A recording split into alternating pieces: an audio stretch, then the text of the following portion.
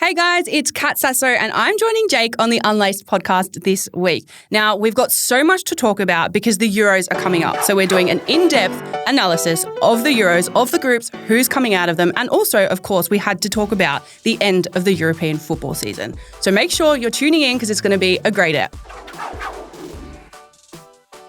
Welcome back, ladies and gentlemen, another episode of the Unlaced podcast. As I always say, if you are new here, thank you for turning up, and if you've come back again, I absolutely love you. It's a big time of year in the football world, guys. The European Championships are around the corner. All the major league finals have just happened. We know who's won the leagues. We've seen the squads for the Euros. And of course, by the time this is out, the first games of the Euros have just kicked off and are underway. So we've brought back one of the greats, one of the footballing greats. Sasso's in the building, baby. Let's go, Kat. There she is. Where's the cheering noises? Yeah, where's the cheering? Yeah, there we go. Happy to be back. Thank you for having me. This is your first time in the studio. We did it last time. It is my first time here, and I'm so excited to be here. Yeah, big. With my Unlaced merch. Yeah. By the way, guys. You are on brand. Thank you. You've got it like double shot with the logo behind you and on the shirt. How have you been, man? When was the last time you were on the show? It was definitely over a year ago. It was ages ago. I actually don't even remember the last time that I was on. Because we've also done like the Jake's take a couple times with the dogs and stuff. Yeah. But so I've seen you since. But like I don't even know when the last time was. Last time was traumatic. Yeah, can we talk about that? All over the internet with like the Yeah. Well, definitely you made a comment around at the time City are being like the best league in the world. Well, you called something a farmers Italian league? Football. No, I didn't. I said Italian football is more exciting, more entertaining to watch than English football. And then all of the internet went into meltdown mode, which I stand on business on that. I still agree and I still believe that. To this day, I agree. So Italian football is still bigger than English football right now? Not bigger, better to watch. Better to watch? More exciting to watch. That's what I said. Verbatim, I said it's more exciting or more entertaining to watch. One of the two. Oh, see, I would challenge you now on that. I went there. You went to, who did you watch? I was there in December. Who did you watch? Chelsea? I actually watched Chelsea in October and we bottled a 2-0 lead to Arsenal, ended up losing. Standard procedure. But no, I watched, I think it was Juve Napoli that I watched in December. Why was it so good? Because I'm curious because everyone talks about Italian football being like a chess game and more of a, park the bus in a way. I feel like it's more pragmatic, but they also play, it's not as robotic as Premier League football. I watched, it was Man City Tottenham that I watched when I was there last time as well. And that was like very robotic. We know City, pep ball has become like the norm now. Everyone's trying to replicate pep ball, but it's like so robotic and it's so repetitive. Everyone's doing the same thing. It's so boring to watch for me personally. So that's why I prefer Italian football and I prefer almost everything else over the Premier League. I love the Premier League, don't get me wrong, but it's just like, and a lot of people agree that it's boring. You're probably going to cop so much hate just stuff saying. I've said it once and I'll say it again. Pep's football's boring. It is. I mean, it's boring that Man City keep winning. Do you know why it's boring? Because it's like it's proven it works. So they just sit and do the same thing and they're so good at it. I'm not saying that it's bad because it's good. It's just like so repetitive because they know this works. Yeah, why would you change it? Let's be real. Do you know what's not going to be boring is the FIFA financial fair play stuff that they've got around them. 115 charges. Do you know I read something that like a cyber hacker or something found them like really? Yeah, essentially.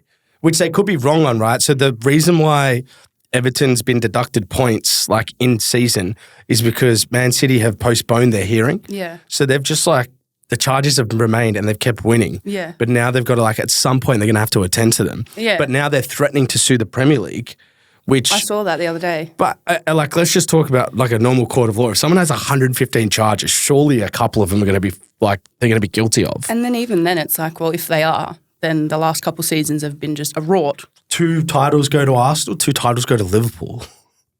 If that is the case. If I was an Arsenal supporter, I'll take it. You just doubled up. I'll take it. You copped it twice. Twice in a row. You've bottled it twice. Yeah.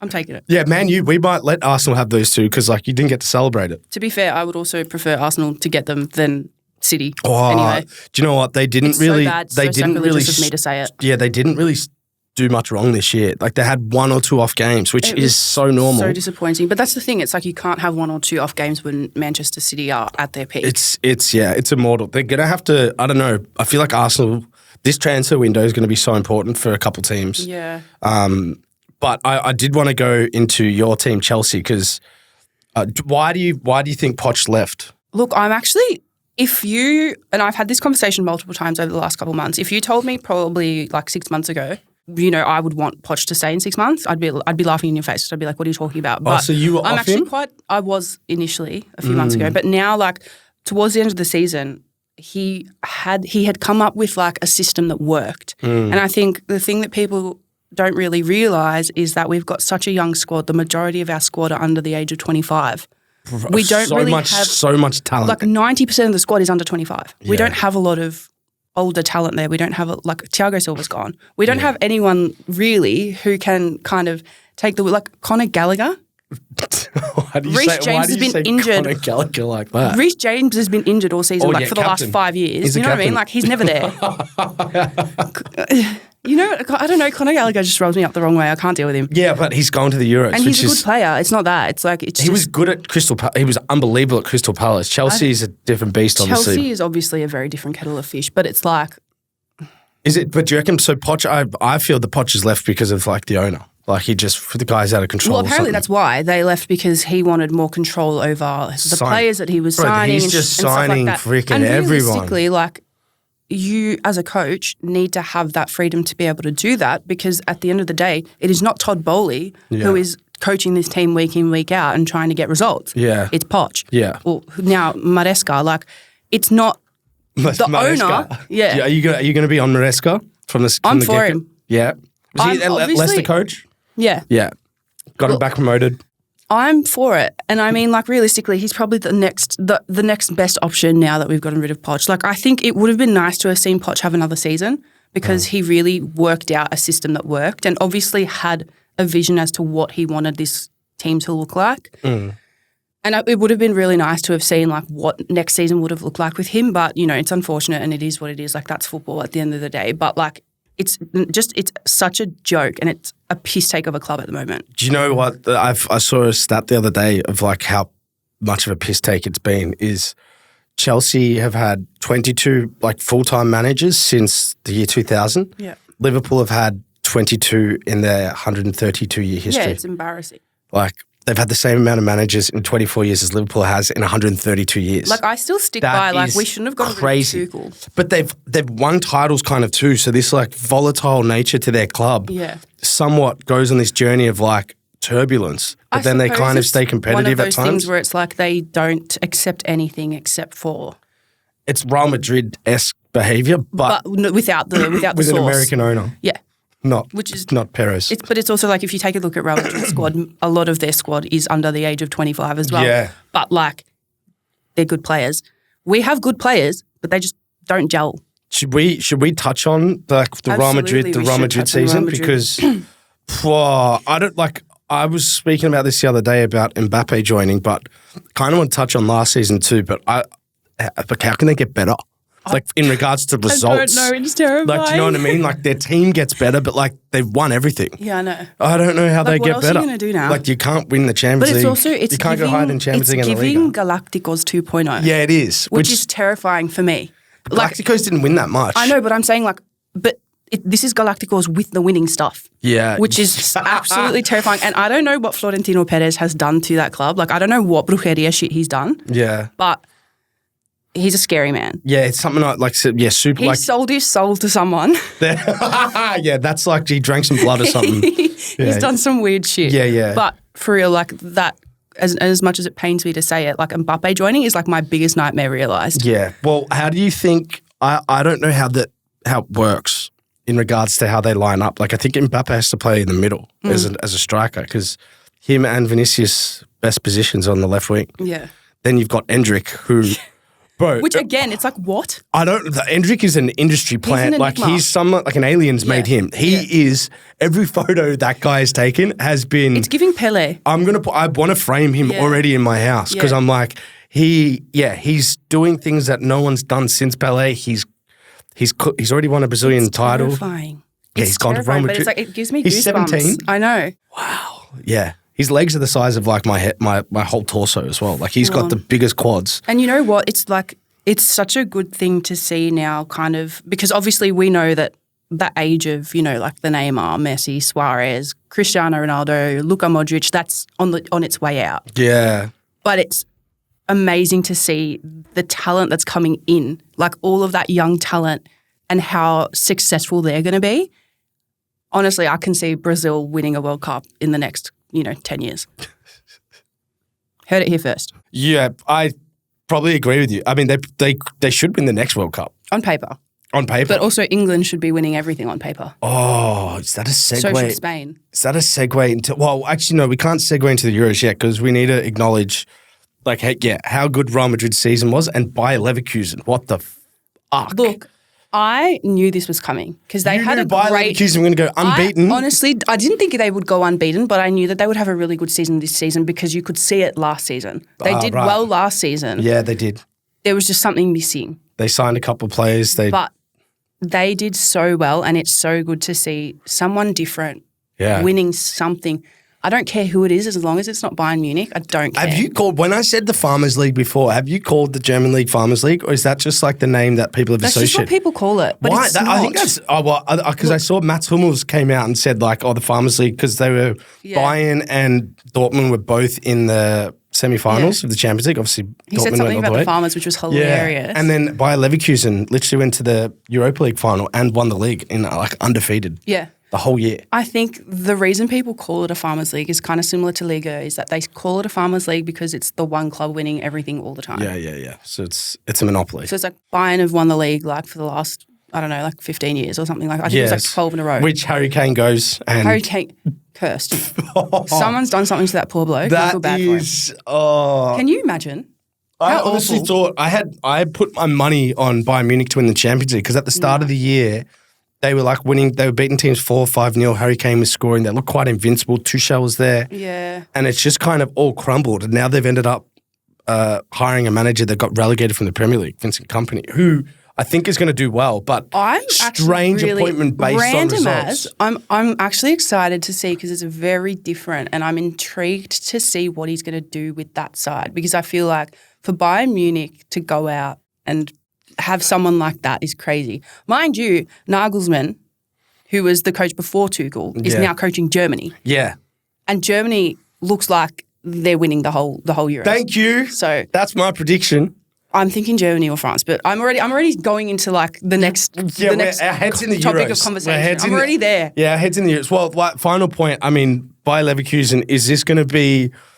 Is that a Leicester season, or are they going to be coming back every year now with that type of level of performance in regards to fighting for? I can trophies? see them doing well. Like I don't think it's going to be a one-off, but realistically, you don't know what this transfer season is going to look like. Keeping Xabi Alonso was key, though. 100%. A lot of young talent comes from the Bundesliga. Like a lot of young talent goes there to get experience, and then they leave. Jude Bellingham, prime example. Did well at Dortmund, went there, did well, left, and he's now one of the main men of Real Madrid, which is insane. But it's one of those things where it's almost, and I'm not going to say that it's a feeder league, but it almost is borderline a development league, but at the same time it's not because you've got a lot of good young talent, but you've also got a lot of older players there as well who bring the experience, who kind of, it's just an exciting league to watch, and that's why I don't necessarily think it'll be a one-off for Leverkusen because they've got a good squad already. I can't really see a lot of their players leaving the club.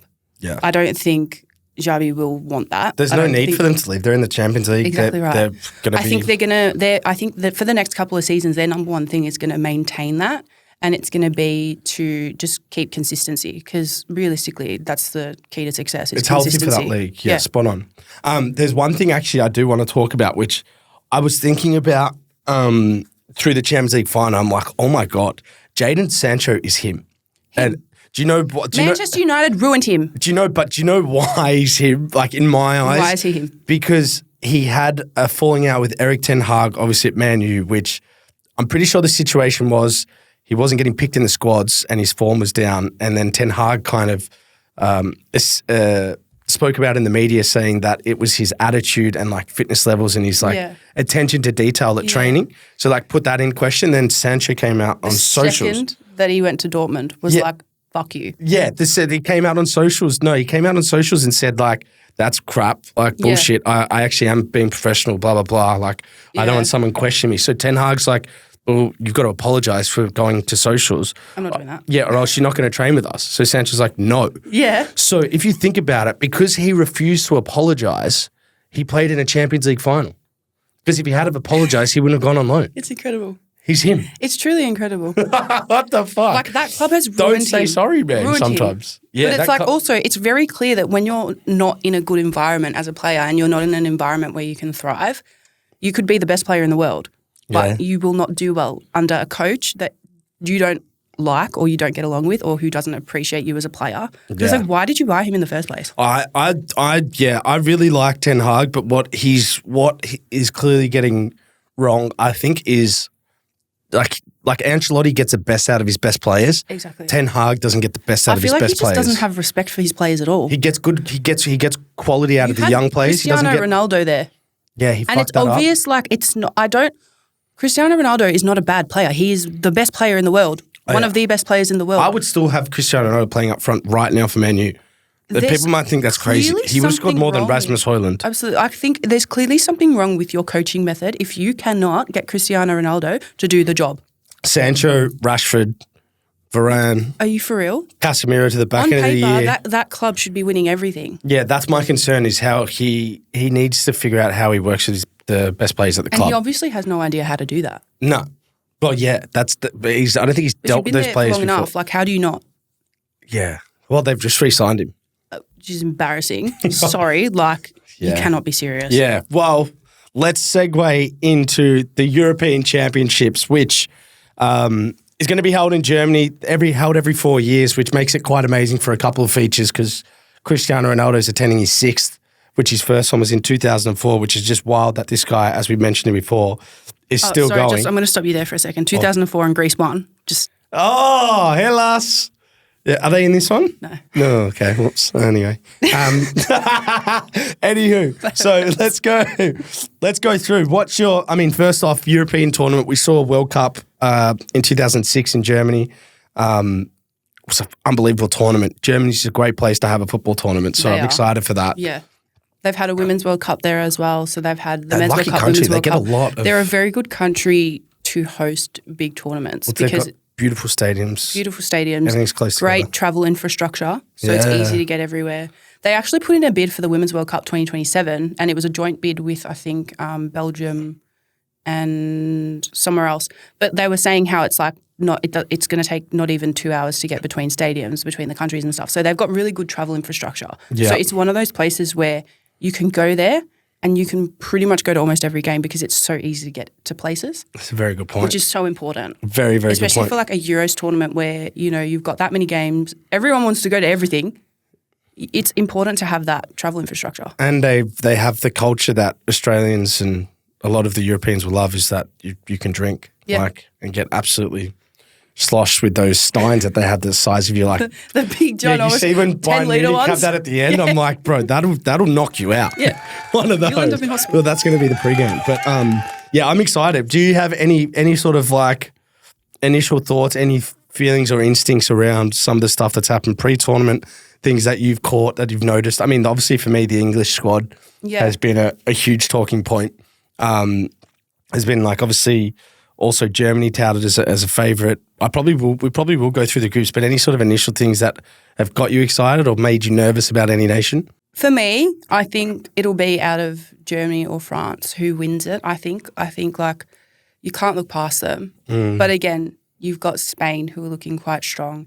I think England are going to be like complete underperformers, if I'm being honest. Are you willing to go on record and put that out there? You can put that on the internet and I will happily cop smack for it. Do you know what? I don't know if I fully agree, but I 100% back a little bit what you're saying because there's a bit of... I think they'll get up to at least the semis, but I just think that that's as far as they'll go. Yeah, I don't think they're the clear favourites that everyone thinks. Yeah, and I think this tournament will also be a very big indicator as to whether Gareth Southgate keeps his job or not. And I'll be real, I don't think he will. Yeah. Especially if they don't win it because you can't have this squad and not win it. Like, let's be honest. The only thing that this squad, like, so obviously no Rashford, which is based off season form, you can't not really hate. Madison just like got told in camp that, hey, you didn't make it, and the guys just fucked off. Which is crazy. And now he's in Greece, I think. Yeah, like he literally, you're not supposed to do what he did. Jack Grealish. Jack Grealish is really stiff. I mean, like, won the Premier League, but anyway. But yeah, apparently his season form wasn't as good as the other players, which, okay, fair enough. But they also, people are overlooking with England is their back four or whatever they play, back three. If John Stones goes down, they have no caps in the replacements. So, like, I think they're really inexperienced. They've got Rice, Bellingham. Their starting 11 is strong. But as soon as they drop, they're inexperienced in major tournaments. Yeah, and so that's the problem. That's where I think they're going to fall down. That's where the wheels start falling off later on in the tournament because you can't keep playing the same 11 players the entire tournament. At some point, correct, some people are either A, going to get injured, or B, that you're going to need to, like, rest them, or you're just going to need to give your bench players more of an opportunity, and you need to think about that strategically because you can't have players on your bench that have, realistically, it's not like they've got no experience, but they don't have international experience. No, you're right. So they've got Jared Bowen from West Ham. I don't know how many caps he's played. They've got 4 players from Crystal Palace I like their squad, but to win it and to be as clear favourite as they are is crazy. Yeah. I think when you look at Germany, you look at some other nations, even Holland, like they've got more tournament experience with those particular squads. So and France obviously is going to be quite big. Should we go through the groups? Yeah, let's do it. Because oddly as well, before we jumped on everyone, Kat was pretty much recited the groups without even like having to look at it, which I have to like look at it to see the nations. I did A and B, but I think A, B, and F. You got pretty close. And then the rest of them, it's like I can get like 3 of each, and then there's one of them that are a bit like, I forgot. So I think Group A, which is the host, which is the first game of the tournament, which would have happened probably while this is live. So I'm tipping Germany probably put 3 or 4 past them. So if I'm right, you should be following my tips for this tournament. But anywho, Germany, Scotland, Hungary, Switzerland. Yeah. I mean, great group for the hosts. Yes. However, I think it will be an interesting one because Germany, they're clear favourites and it would be stupid for them to not top the group. But Hungary had a great run going into qualifying. Yeah. Scotland, all their midfield have been their top goal scorers in qualifiers. Really? Yeah, so they're so essentially, and I was reading up on this the other day because I was like, that's crazy. Like Scott McTominay and John McGinn. Oh yeah, Scott McTominay. When did he just start banging in goals? By the way, his form, and I was reading a stat the other day. He scored 7 goals and 1 assist in 8 games for Scotland, and that was the same amount of goals and assists he had in 33 games. It's actually a good little in the Premier League. Good little cheeky side bet to get Scott McTominay on for a goal in this tournament. Yeah, you're spot on. And you're right about Hungary as well. They also have one of my favourite players in the world, which I can never say his name, so I hope you know how to say it. Liverpool midfielder. Szoboszlai, I think. Thank you. That's why she's here. Szoboszlai, what a footballer he is. They've got a really good squad because they've got, a lot of these squads, some of the issues with some of them is that they've got an older squad, which Hungary, they kind of do. A lot of their players are a little bit older, but they've got the experience, which I think is going to be really important for them. So I do think, honestly, they finish 2nd or 3rd. Did you say Hungary were undefeated in? Not that they were undefeated; they just had a really good run. I think they were undefeated in qualifying. In Nations League, they ended up finishing higher than Germany and England. Yeah, I literally just Googled it before. They were undefeated in qualifying for the Euro. So that's huge. So they could be, they could be a good second chance here. But Scotland, I've actually got them as my dark horse for the tournament. Wow. I think they're going to go really under the radar. I think they're very much huge dark horse, Hungary. Yeah, I think, honestly, I am convinced that they're going to do well. I think... I think we're both going Germany and Hungary to get out of Group A? Yeah. Wow. Like it. And coming 3rd, it's interesting because Switzerland they've got the squad, they've got the players, but there's also it'll be either or. It'll be they'll do really well or they're going to shit the bed straight off the bat. Man, kudos to Switzerland's go to a lot of major tournaments. Yeah. They are in everywhere. They're a very impressive team. They get there, but then it's they don't do a lot when they get there. You know what I mean? They don't do a lot. So it's I think the really important game for them is going to be the Switzerland-Scotland game because that'll be where they can potentially take home 3 points. But again, Scotland have got a very interesting way of attacking because their forwards kind of fall back. So it's a lot of that is falling on. Well, yeah, their forwards. Their forwards are not. They don't have like. They don't. Yeah, Che Adams. They don't have like. They've got good. They're good footballers, but like massive names going into a major tournament. Yeah. Like a lot of people wouldn't know who their strikers are. On the midfield. It's kind of like Croatia as well. Croatia rely a lot and very heavily on their midfield. Yeah, going to be a good group. Yeah. I think the Germans gonna dominate that league. Home crowd. Yeah. You can't not. But then, yeah, you're right. The Hungarian form coming into the Euros and the Scottish sort of fight and their midfield talent will be interesting to see who gets second. So, guys, I've recently been taking a supplement from Organic Reflection. It's an Australian brand. It's making incredible health and wellness products for you all, your parents, and even your pets, which my dog Zyla is absolutely loving. Organic Reflection has developed a unique formula of C60 in MCT oil that helps reduce your inflammation, which obviously that thing that causes most diseases, a lot of injuries, and a lot of pain in your body. It's essentially helped to strengthen your immune system and improve your mental performance. So for me, particularly when I'm doing podcasts or have to do some research, it's definitely an oil that I like to take orally before that, just to help with my brain space and keep me on focus. If you guys haven't heard of it, C60 is a super small carbon molecule that won a Nobel Prize in 1996 and can enter the mitochondria of cells to enhance energy production. After reading Organic Reflection's product reviews, I thought it must be too good to be true. I did want to try it. I reached out to the brand to work with them, and fortunately these guys were absolutely awesome about it. There's stories of people not needing walking sticks and being cured of chronic injuries and chronic pains in their body, which is really, really unbelievable. I tried it, and honestly, holy shit, I noticed improvements in my energy levels and mood, as I touched on, which is why I'm so passionate about sharing it for you guys. For me, there's nothing worse than feeling lethargic pre and post workouts or just in your day in general because you want to achieve your full potential. Organic Reflection C60 helps my recovery levels in that form.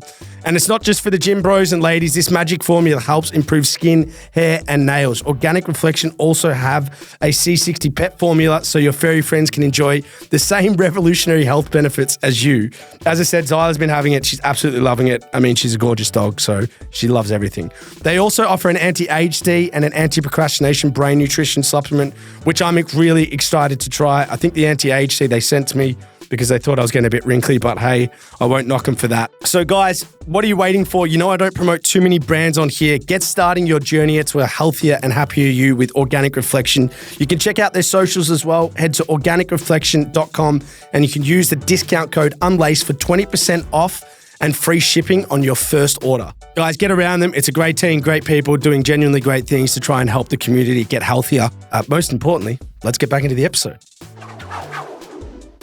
Hey guys, just a quick pause in this episode to compliment our partners of the show. You guys know that I've been sponsored and supported by Dabble, the gambling agency, for a while now. This place has a special place in my heart because it is like the social network of gambling. You can follow superstars of the game, copy their bets. You might not know so much about a certain sport, but you can copy someone who does and increase your chances of winning some money. Obviously, if you're not a gambler, please only bet what you can and are willing to lose. Please dabble safely, gamble responsibly, as we always say. Just so you guys know, this year I've been taking over the streaming space at Dabble every Wednesday night from 7 to 8 p.m. Jake's Take is live. It is the wild, wild west of streaming. There's not too many sporting agencies or gambling agencies out there doing what we do. We put on a few bets throughout the show. We get some guests on. We have a lot of fun. It's all within the Dabble app. If you guys want to jump on board, the link is in the bio. Let's get back into the episode. Group B, this is arguably the group of death. It is. That's what they're calling it. Is it? Yeah. But there's always one group of death. But this is like, I mean, because Albania is actually a strong nation. Yeah. But then you've got Italy, Croatia, and Spain. Yeah. Croatia always get in these tough groups or something? Like, they do, but they always find a way out. Yeah. And I will not be surprised if they do find a way out. But again, Luka Modric is 100% going to be like their main man for this tournament. Yeah, why is he not slowing down? It's getting to the point of the why factor because the genes. There's something genetic going on. His passing, his movement, he still 38. Looks young. Yeah, I think his first tournament was 08. I don't know if he played at the 06 World Cup, but it's definitely 08. He was playing in the Euros. So that's 16 years ago. Yeah. And he's still like fresh as a daisy almost. Yeah, he's just come off I think he's re-signed with Real Madrid. Yeah. Like, Are you kidding? Like, Are you like a perfect career? he's playing with the If there's anyone whose career you want to have, it's Luka Modric's. Yeah. To be fair, it's unfortunate that Croatia keep getting so far in tournaments and haven't won anything. Yeah. But he's got a career that is to be so envied. Well, they've got a really good team. Yeah. Again, like they've got Guardiola from Man City. They've got Pasalic from Atalanta as well. Yes. Then you've got Kovacic. Is Perisic? I know Perisic was in the squad, but he was injured. Oh, I can double So down I on don't that know for whether. you. Croatia, Perisic, he's got to be there. Yeah, he is. He plays for Hajduk Split at the moment. Yeah, look, I think Croatia's going to be strong again. They always go deep in tournaments. If they can get out of this group, they're not a team that you're going to want to face in the knockouts. No. The Italians are happy chappies because they are back in a major tournament. Champs, even though they didn't make the World Cup, which makes no sense. Which is crazy. I was looking at their squad last night. It's interesting, hey? I want to love them, but I don't know enough about Italian football with some of the names that they have. But in comparison to the attacking options of other nations, they seem thinner there. Yeah. Like they've got Chiesa and some others, but again, having this conversation the other day as well. This is the only thing I've been talking about recently, like is the Euros and Copa America. But like Italy are renowned for pumping out like attacking footballers, and they haven't been able to do that for a while. So they have been severely lacking, like 9s and 10s, and it's been lacking. Yeah, their 9s and 10s are usually their best features. Literally what they're known for. They're known for pumping out those kinds of players. And you look at this squad and it's just like, oh. Yeah. I don't mind it. I think this is probably the strongest squad they have. This is the strongest squad that they could come up with. Right. So there's no obvious players missing. No. I don't think that there's anyone else that they could put in there that would do a better job. Yeah. So it's either, again, it's going to be one of those things where they either surprise everyone and do really well. And I'm not trying to write off Italy because I honestly think like they've got good players. They've got Chiesa, they've got Barella, they've got Donnarumma again as their goalkeeper, and he's great. Yep. I think they've got good players. They've got players who are younger, but they've got good experience. So I think that will be the key for them to progress. And I think they'll get out of the group. Whether or not they get further than that, we'll see. But they'll definitely get out of the group. I have a really left field opinion that people might find because Barella, Locatelli, like they're a good team. They'll be competitive, but Spalletti, do you know what he's done? Do you know what he's like? Some of his camp rules that he's put in place. No PlayStations and minimizing times on smartphones. Well, let's be real. They're done. He won Scudetto with Napoli last year for the first time in what was it like? I know, since but Maradona. Bro, you're in camp for like a month. Whoa, I don't know. I think so. They're going to have other ways, other outlets. They either go to the final or they don't get out of the group. Yeah. Like I feel like you got to have it. Like he's like do you reckon the Brazilians in the Copa America are saying, "Hey guys, like no PlayStations"? Fuck no. They're doing whatever the fuck they want, bro. Yeah, they're doing whatever they want, bro. Like straight up. Yeah, but again, are they going to win it? Like maybe that's what Spalletti feels they need, like law and order in their sort of. But I don't know if that works. So that's an interesting one. Yeah. But then you look at Spain, and Spain have this young, beautiful team coming through. Yeah. I mean, Pedri, Lamine Yamal, I don't know what this guy's on, like Endrick's level, isn't he? Fully just come out of the woodwork this season. And he's 16. Yeah. So essentially their front line is going to be, I think it's Alvaro Morata, Yamal, and then on the other side, I think it's Nico Williams. Okay, yep. I think. I was reading it the other day. My brain, my memory is so bad. But their front line is essentially, you got Alvaro Morata there as like the experience. And then on the wings, you've got like young players who bring a really good new flair to the Spanish team, which I think they've been lacking. And I think has been slowly coming in with the introduction of these young players. And I think Spain went through such a period of like, they were so reliant on their older players that their youth development really, really struggled. Yeah. But now it's like they're really seeing that having those youth players, and obviously a lot of them are coming from Real Madrid and coming from Barcelona. The biggest teams in the world. This is the advantage that they also have is that majority of their players, I think it's like 90% of their players or something, play in Spain. So they play in the domestic league. They all know how each other play. So they've got that advantage over a lot of the other nations of the fact that like they all play in the domestic league. So they already know like what the system is. Yeah, which is going to be. I just wonder, they're so young and they're one of the favourites of the tournament because of their form coming in. But, geez, game 1 against Croatia, like that is. You've got. It'll be really interesting because they've got a very dominant midfield. So do Croatia. So both of them, it could be like, will it be an issue of, will it be an over-reliance on their midfield or will they make it work? Yeah, this is true. So that'll be really interesting to see in that game. I don't know if they're too young. Like Pedri, like they're so good. Don't get me wrong, but like to win a tournament as like, your number 16, you've got Pedri. Your 16-year-old is like one of your best players. How old's Pedri now? He's like what? Pedri's like maybe 20, 19. But he's been around forever. Yeah, I know. Well, yeah, he's like Lamine Yamal. He came in such a young age. Yeah. Pedri's like Iniesta or something. Yeah. He's out of this world. Him and Gavi are like the Iniesta and Xavi of Spain. They're literally like one's called Gavi. Yeah, I know. They're beyond special. Yeah. They're going to be good to watch. I just don't know, given the youth status of that, Croatia's experience, Italy's experience in their squads. Yeah, you could almost argue that Croatia's squad is so old. Like you could argue that Croatia could flop because of it. They don't have a very strong history of flopping at tournaments. So, and then Albania. Dude, Albania coming into this tournament is massive. They're sort of the big country killers. They've got that sort of status about them, particularly getting into this tournament. Do you know much about them? Much about them coming in because they are going to be well followed with a lot of patriotic. I'm not going to say that I've got a whole lot of knowledge on, and I'm not an expert on Albania, but I do know that coming into this group, I think they are being sorely underestimated. Tough group. They have got they've actually very solid defensively. So I think that's going to be probably their main focal point is that they can rely on the fact that they're very good defensively. They're a dangerous opposition for the point you said that Croatia is going to be looking at Spain and Italy.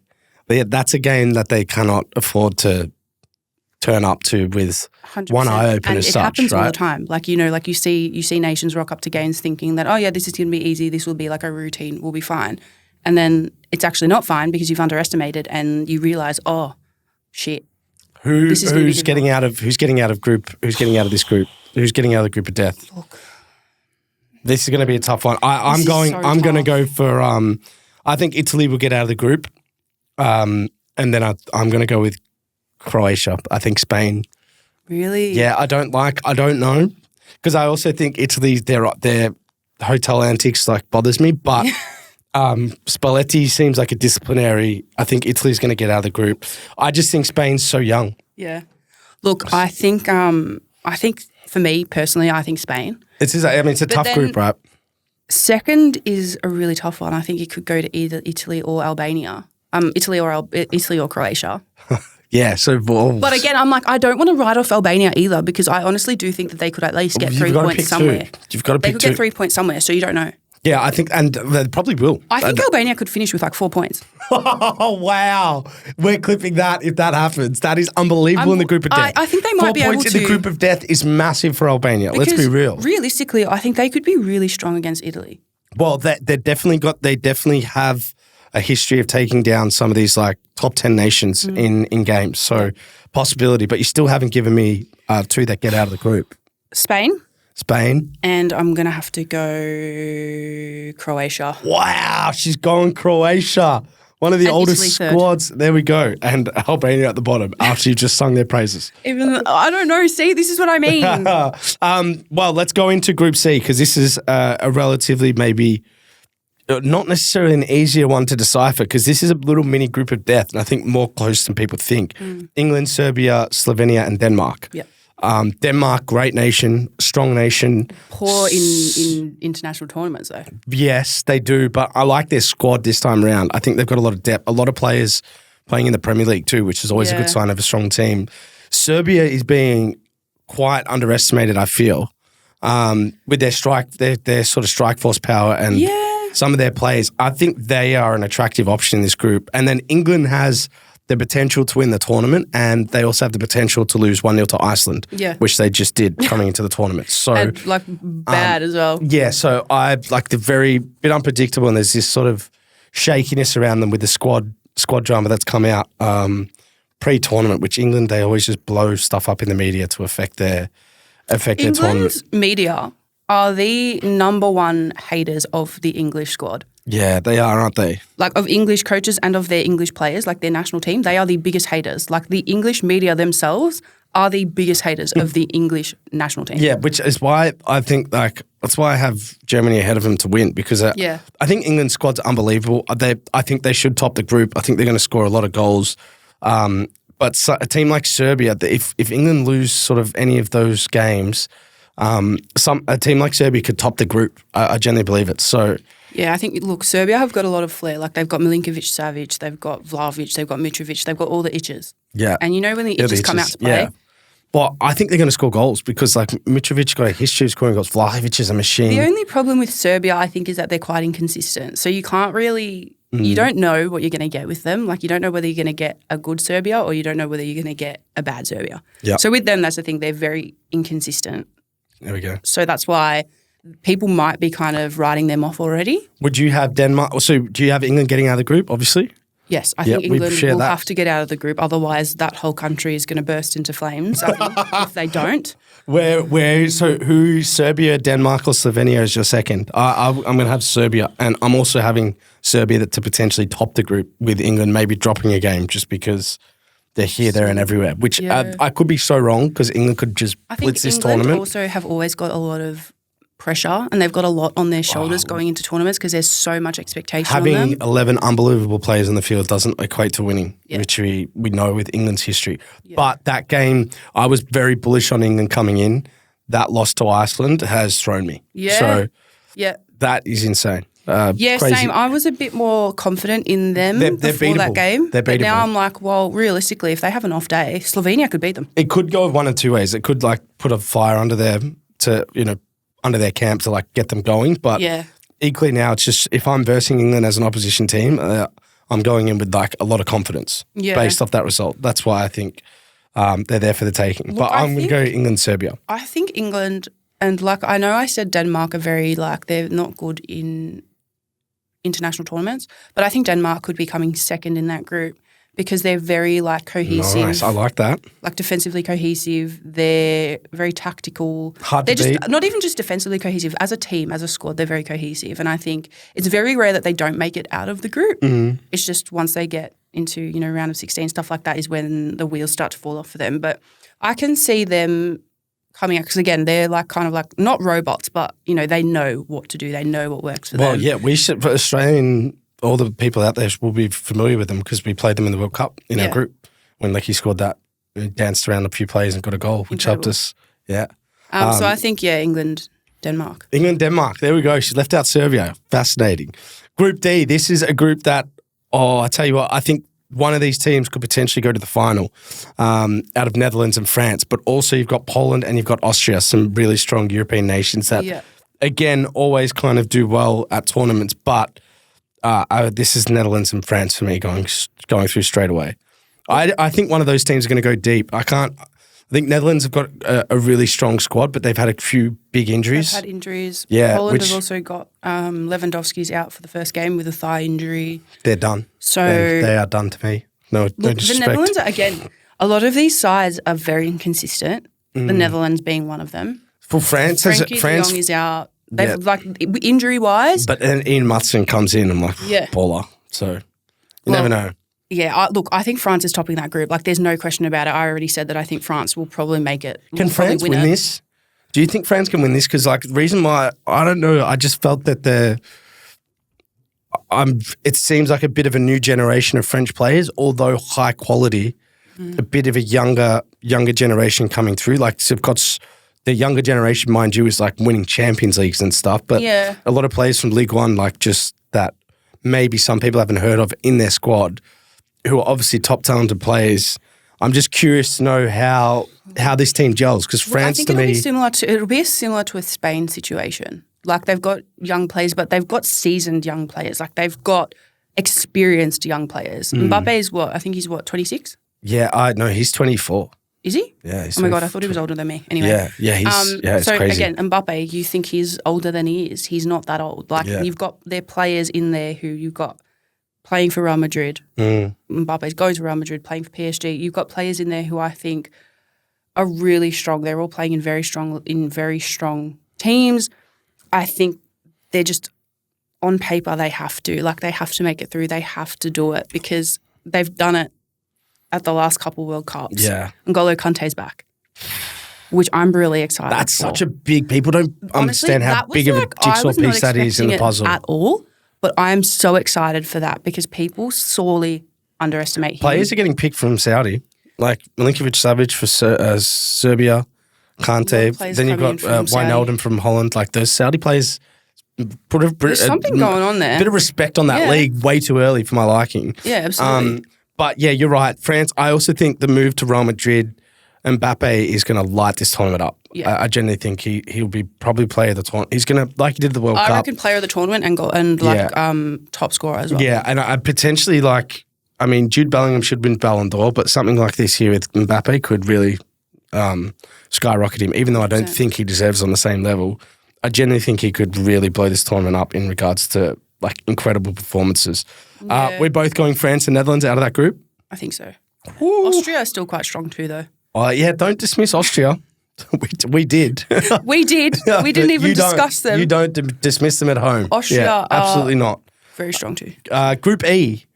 Interesting group. Belgium, Slovakia, Ukraine, and Romania. Yeah. I think a Smokey's getting out of this group. I think Belgium's naturally your favourite in the group, but then Slovakia and Ukraine both have some really strong squads. But Romania, again, geez whiz, this is a tough group. I actually don't know who I'm going to take. Look, I think because Belgium could genuinely not get out of the group. I know. They do that all the time. That's the thing. It's like they're either good or they're bad. Like there's no in between with them. But I think it's a tough group. I'm pretty confident in Belgium's abilities to get out of the group. I don't know whether they'll top the group, but I think they should get out of the group. You know what? I'm actually going to go, I think Ukraine. They have got such a fighting spirit, of course, with everything going on in the world right now. They've got a fighting spirit in them that they've got great players. They've got players who are playing in the Premier League. They've got players playing all over the world. I think Ukraine have got something, and I think that they're going to be a massive surprise for Belgium and for the rest of their squads. But again, Romania has done well in qualifying. Slovakia have done heaps to be there as well. So I think it is an interesting group because it's like, it's one of those ones where you think it's like a random group. They're like, Romania, what are they going to do? But they absolutely very well could be doing something. But for me personally, I do think Ukraine will make it out of the group as well. I think it'll be Belgium, Ukraine making it out. I like it. Ukraine have just got something. I don't know what it is though. I'm quite bullish on Belgium actually going quite deep in the tournament. Doku, wow, he's unbelievable. Trossard as well for Arsenal. They've got a great squad. Yeah, great squad. De Bruyne, I don't know because they never really click at tournaments. Yeah. That's why there's always this cloud of them, but I think they have the easiest group to get out of. Ukraine, you're right, that they have this fight and spirit about them. They qualified to the playoffs. Yeah. So they have potential chance to do something. But Slovakia, I don't know. This is a new generation of Slovakian players. I'm used to seeing Marek Hamšík with the mohawk and so forth. But yeah, I'm bullish on Belgium going quite deep in the tournament. They have not usually connected and clicked well at some of the past tournaments. But when you look at their squad and particularly the warm-up games, Doku is going to be like potentially in the team of the tournament. His form coming into the season, what he did at Man U, one-on-one, he's unbeatable. Trossard as well at Arsenal. And then you got Kevin De Bruyne, if fit and healthy, is going to be just potentially player of the tournament. If they all click, I think this is probably the easiest group as well to get out of. So I agree with you. Ukraine have a bit of history of coming into this tournament, getting through the playoffs, that they can fight their way out. So yeah, look, I still feel like Romania will do something as well. Like they've got young players, but they've got emerging young players who I don't think people know a lot about, which I think when you are an underdog in that sense, you have a lot going. Like you've got a lot going for you because people underestimate you, so you can pull. There's not a lot of expectation of like people don't expect them to do well. So if they do, it's like, oh my God, this is what is going on? But they've got a lot of good young talent, so I think they might be able to do something. Be a nation to watch because I don't know much about Romania, but I'm excited to see Belgium. I want to see Belgium click and connect. It'll be nice to see for once. Yeah, they need to get out of the group and they need to go deep into the finals. They need to get semi-finals, finals with with the talent that they have, like that incredible squad. Group F. Oh, we're both going Belgium and Ukraine to get out? Yes. Okay, Group F. Group F is where Greece should have been, but aren't. Hey, a lot of people are very bullish on Turkey going deep in this tournament, which Turkey have a history of being able to go deep in tournaments, and this next generation of players they've got coming through is super, super talented. Then you've got Czechia here, which literally plays like Patrick Schick, who I think is arguably one of the most important players in the tournament because he scored some incredible goals at the last major Euros. But he also played for Bayer Leverkusen, was pivotal in their undefeated season. So I like them because of him. But then you got Portugal. And Portugal, I don't know if they're one of the teams that are going to do what Portugal can do, or if I have a feeling they might underperform. Yeah, look, I think there could be an issue of I don't know why. over-reliance on certain players. And I think when you do that, they're good players. That's There's when Leao, you have problems. Bernardo Silva. It sounds crazy to say Fernandes. Look, I'll be Bruno honest. Fernandes. Like I said about Cristiano Ronaldo earlier, he is a fantastic player. He's obviously in the twilight period of his career, but he's still incredibly good. But I think if they go into this tournament putting a heavy reliance on Cristiano Ronaldo, it's going to blow up in their face. Oh, Because if you look at the young talent that they've got and the talent that they've got, that's not super young, but it's not like at the end of their career either.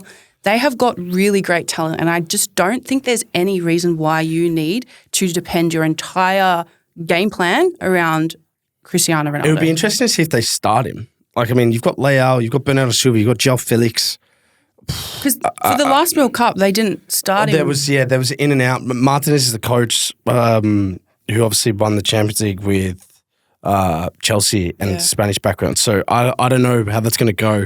Ronaldo's 38. Look, and I think it'll be tournament interesting. play might work for him, but does he start every game? I don't think so. I also think he might be at a point now where he's okay with not starting. Like I think before he went to Saudi, he was like, if I'm not starting, like he'd blow up, he'd implode. But I think he might be at a point now where he's okay with not starting because he knows that coming off the bench, he can still do what he does best. He still scored the most goals though in that's what I'm saying. The whole world this year. I know, that's what I'm saying. So like if he... I don't know.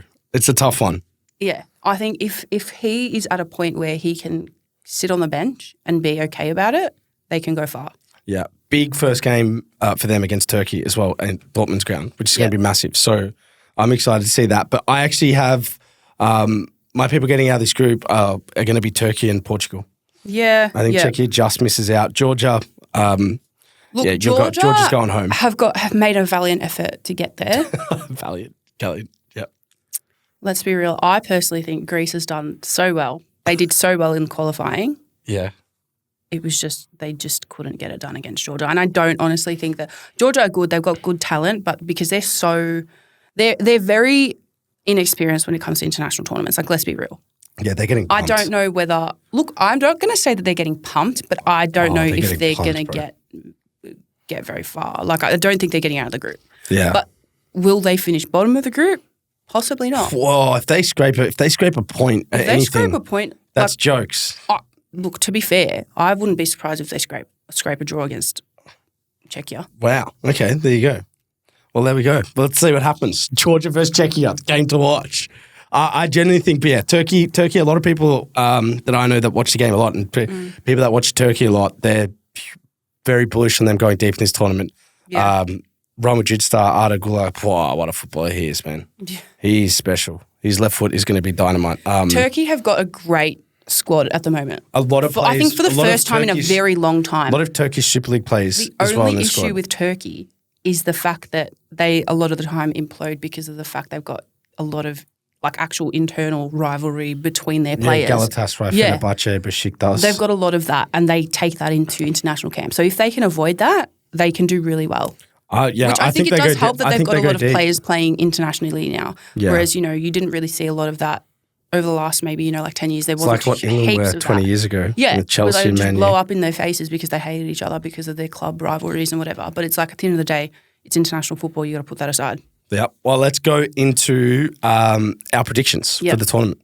This is going to be interesting because I think we're both somewhat agreeing of who we think is going to win. Yeah. But I'm interested to see who your other answers. So let's go with who you think's going to win first. France.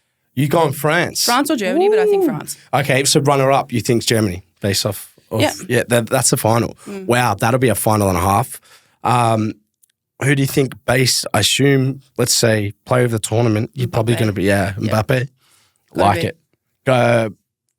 Golden Boot? I think it'll be Mbappe as well. Oh, wow. I'm quite confident. Damn, I like it. Who's your dark horse? Hungary. Hungary. I said it earlier. Dark horse. Yeah. All right. And then this is a bit of a challenging one, but because you've already done player of the tournament, but best young player. So many young players at this tournament. The youth talent It'll coming be one through of the is Spanish amazing. players, I think. Yeah. I'm putting my money on Lamine Yamal. I like it. I like him, and I think he'll do really well. 16 years old. It'll be one of those things now where he will show the world how good he actually is because he's very, very good and he's got a lot of potential. Yeah. And I think this will be a very good indicator of everyone will wake up and be like, oh my God, this kid is huge. Yeah, I like it. I'm going with Germany to win the tournament. Yeah. I like France as well in there, so I think they might just beat France. They've got the home advantage, Germany. France are very if good France at get to the final, though, runners France up. is going to be very hard to beat. The German squad and being in Germany with Nagelsmann as the manager, I just like everything about him. I think they're going to be so hard to beat. I think I put up the other day that Kimmich is going to be pivotal in that German team. I think Tony also Kroos as Gundogan, Tony Kroos, but I like Joshua Kimmich. I also Mbappe for players of the tournament. Harry Kane, if England go deep, he's my goal scorer. Yep. He's Golden Boot. He's done it pretty much like every tournament he's been at for the last few years. My dark horse is Serbia. Okay. Left field, I know. Very but left field. I just like them. I like their squad. I like their attacking options. Eastern European nations being the dark horses of the tournament. I can see it. It'll be one of them. Yeah, something like, I don't know. And then my best young player, tough. Turkey's Adagula. Did he say his name? Yeah. Yeah, I think he's a massive player, massive talent. And we haven't seen a lot of him because Real Madrid don't play him a lot. But I just saw some of his highlights for Turkey and he will be definitely like a very imperative player for them in going into the future. He's so, for the future. But hopefully this is his breakout kind of point in his career at the tournament. So, Germany to win though. Yep. Okay, interesting. There we go. What are you going to be doing to watch? Are you going to be watching it late nights? I'm considering now, because the Copa America is on at the same time. Yes. So my sleep schedule is going to be cooked if I decide that I'm going to watch Brazil to win Copa America? Chile's winning it. Okay. All right. We beat Paraguay 3-0 yesterday. Oh, wow. And I'm delusionally confident. Okay. Anyway, that deserves a whole another that's episode a whole nother because that's just podcast. like too much. But my sleep schedule is going to be a bit cooked. So because that's like from game start at 8 a.m, finish at midday, mid 1 o'clock. So my sleep schedule is essentially going to be I'm awake all night and then sleeping during the day. Wow, good life, man.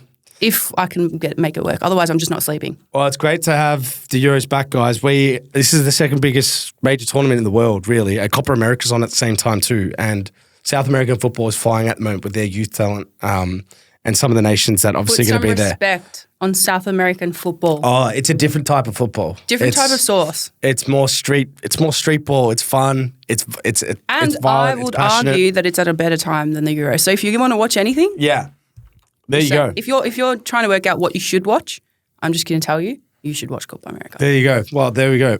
Is Copa America on? Optus. Optus as well? Optus Sport has got both. There you go. So Copa Euros and Copa America. What a time.